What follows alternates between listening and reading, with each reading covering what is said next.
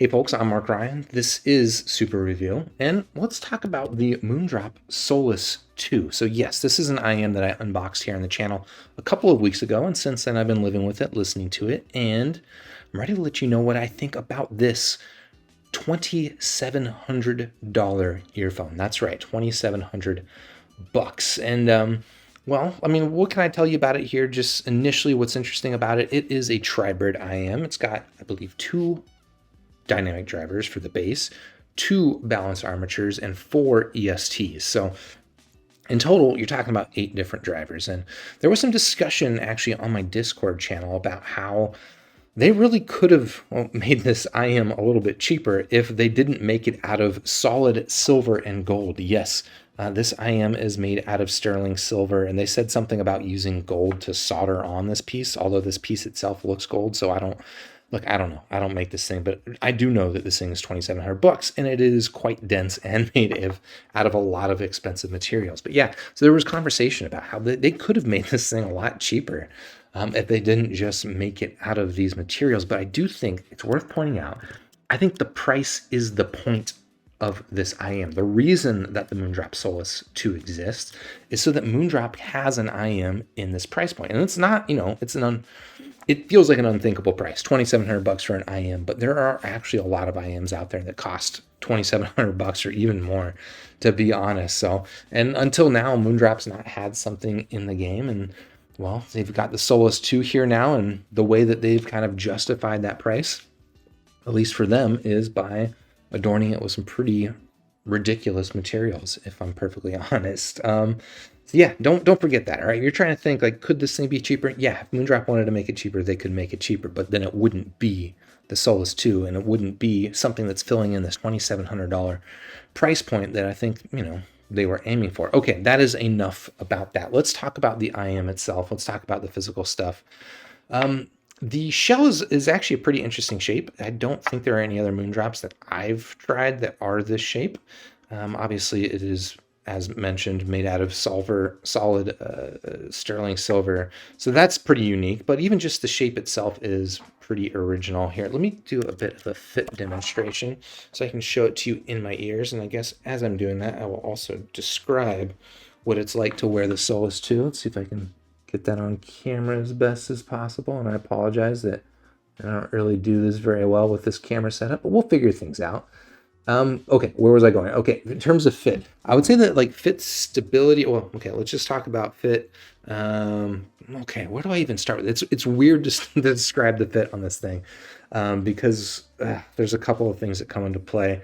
What did I want to say? But let's just say this, okay? I think the general shape of this is actually pretty stellar. It locks into my ear, not like aggressively, but you can see that it's got this little anti-tragus catch here, and just enough of a molding back here that it fits quite well. Now it is quite dense or kind of thick front to back, and because of that, it does still stick out of my ear a little bit when it's fitted. Let's see if I can demonstrate that again.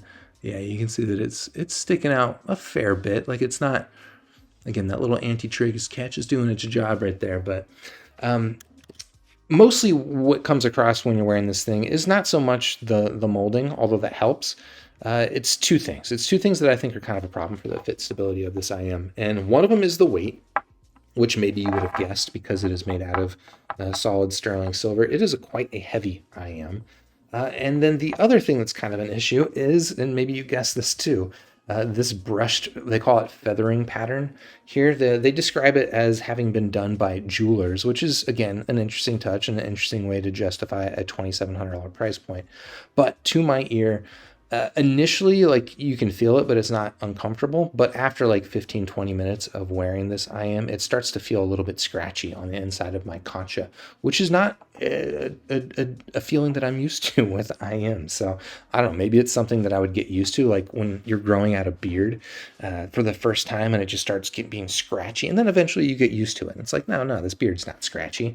Maybe that would be the case here with the feathering on these, but I'll be honest, I have not gotten to the point where the feathering is not a little bit scratchy and irritating on my ears. So unfortunately, the Solis 2 has had a limited amount of time in my ears, or at least the sessions have been limited in duration.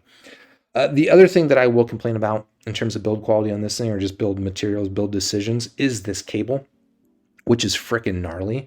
In fact, I used this cable for about 5 minutes and then I swapped on another cable because I'm not a big fan of it. So obviously it is quite thick. I don't know if you're seeing this here on camera, but up here past the Y split, it is still like two side-by-side strands, which is kind of unheard of. There's a number of IM cables that have sort of this two side-by-side strands down below the Y split, and then they'll split off and you'll have one strand for each side. Well, here on the Solis 2, you've got both of those strands still above there. And yeah, it is a standard 2-pin connector, so you can swap it out. Again, I did swap it out with another cable.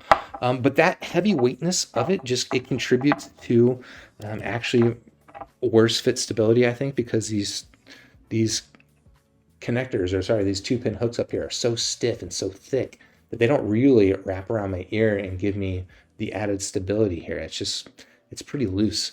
But I think the bigger issue that I have with it is actually down here below the Y split. All right, here's your Y split. Look at how chonky that Y split is. And then down here, it is a 4-thread wide cable, which is, I've never seen anything like this on an IM. The only thing I can think of that was kind of comparable to this is actually the cable on my Koss ESP95X, which is an electrostatic headphone. It's also got like a 4x, might even be like an 8x wide cable, but nonetheless, look, this is just, it's way too thick. It's way too extra. Again, maybe it feels really nice and it justifies the $2,700 price point, but in terms of what do I want to live with, frankly, it's not this cable. And again, it is a 2-pin connector, so you can easily swap it out with another cable. And maybe it would have been nice if Moondrop included a nicer cable in here, or just a cable that was less, I don't know, what do you even say about this cable? It's you can't say that you're not getting your money's worth. Like, this is a thick cable. It is a lot of cable for the money, but I don't want it particular. Okay, let's now talk about the sound here on the Solis 2, which is what I think is the most important point. In fact, I forgot to pull up the frequency response, so please bear with me while I attempt to do that. And we will look at squig.link. All right, so I don't know how to type there. But yeah, here is the frequency response of the Moondrop Solis. And again, if you saw my unboxing, you might have already seen me go over this, and I apologize. And I'll try not to retread water too much here because, well, mostly this is about what it does actually sound like to my ear. But in terms of just pure frequency response, look, this is just about perfect for my preferences, okay? This dotted line back here is effectively what my preference is. And now I don't have to have an IM sound exactly like my dotted line every time. But if it does, the more that it does, the more I tend to like it. And the Solis does follow my dotted line quite well. You can see here it's got a little bit of an extra bass boost to it, but not significantly. Again, I would not go for the Moondrop Solis if you're looking for a bassy IM. This is a mid-range focused, neutral sounding earphone, okay?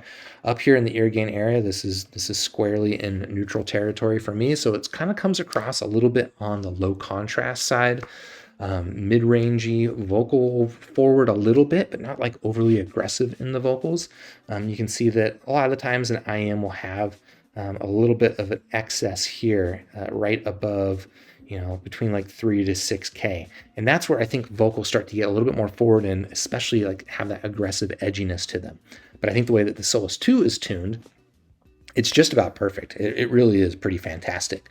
The one quibble I might have, again, looking at a frequency response graph, which is not necessarily the same as hearing it, is that the treble does, it does slope off a little bit steeper than I like. I do tend to like a little bit more excitement in my upper treble. And I think to the ear, this is pretty accurate. It's not, I wouldn't say rolled off in the sense that like it's negatively impacting high frequency percussion, which is, things like hi-hats and cymbals and yeah, like the metallic ping that you get on those instruments, I think actually comes through pretty well on the Solis too. So it doesn't really come at that cost, but it just maybe is a little bit less exciting than something that has a little bit more treble extension. But you could probably also say the same for the bass, which, could be more exciting if there was more bass, but this is about the amount of bass that I tend to prefer.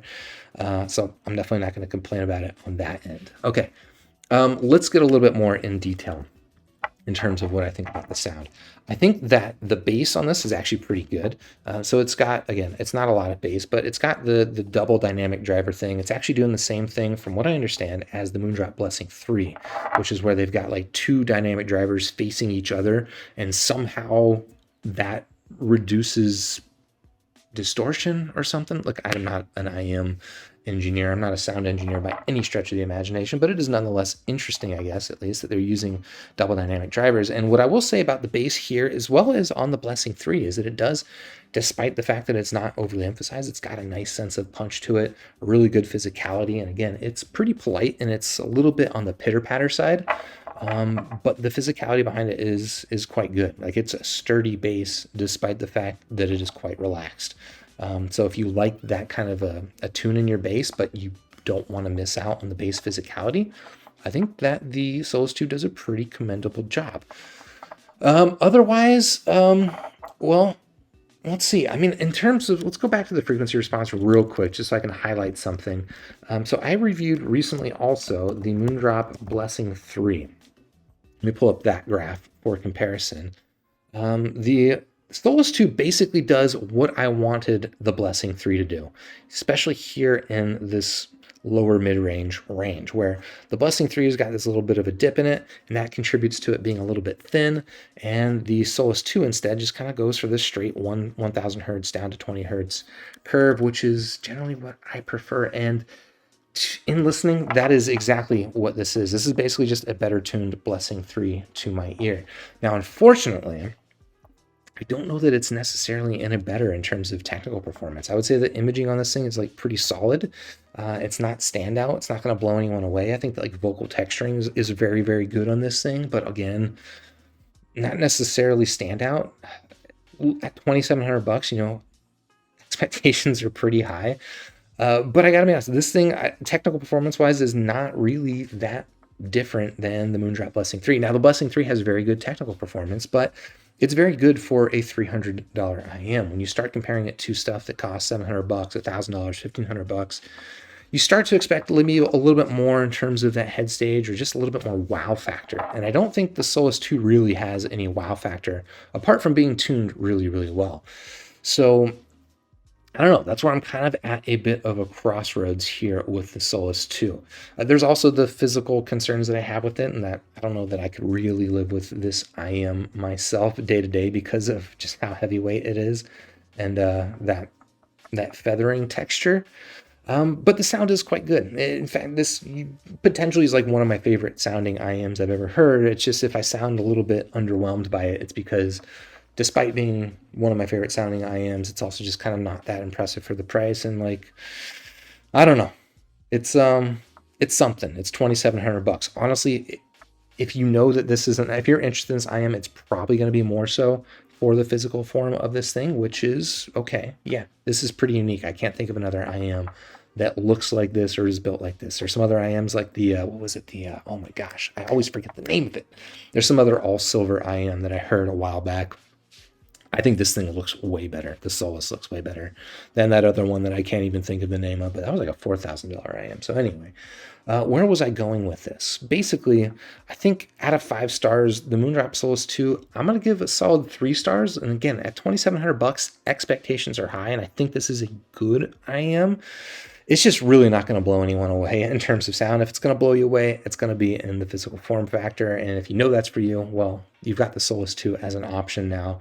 And if you don't think that's for you, you could probably get a very similar sound with the Moondrop Blessing 3 for almost 10% of the price. But anyway, that's going to do it for my thoughts here on the Moondrop Solis 2. If you like this video, please do hit the like button, subscribe to the channel, ding the YouTube bell, and join me on Discord, which I've got linked in the description down below, as well as links to where you can buy the Moondrop Solis 2 if you want. Shout out to Shenzhen Audio, by the way, for sending this one in for review.